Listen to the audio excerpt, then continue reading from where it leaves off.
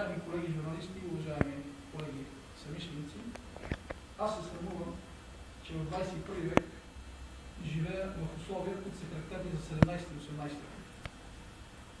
Всеки един средно интелигентен и средно образован човек се чувства унизително в нашата родина, която някои превърнаха в феодално владение.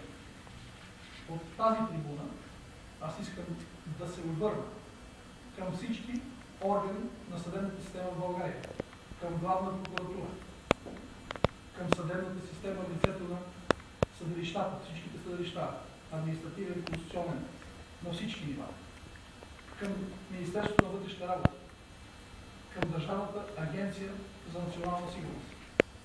Спрете тези безумия, спрете тези самозабравили си хора, които по същество в последните 21 година осъществяват невиждан и нечуван геноцид в историята на българската държава.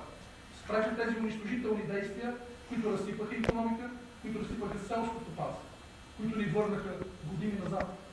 Спрете тези обезумели, самозабравили се хора, които забравиха, че са българи, забравиха, че са хора. Дайте решителен отпор на всичко онова гниво, което трябва да бъде завинаги изразено като тумор от българското общество и българската икономика. Ние искаме да живеем в нормална държава.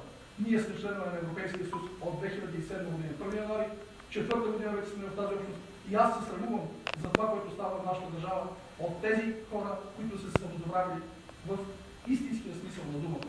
Затова казвам не на безобразията, стига на безумията, които се извършват и съсипват всичко в нашата държава, прогонват и последните останали патриоти на държавата ни от нашата родина. Благодаря.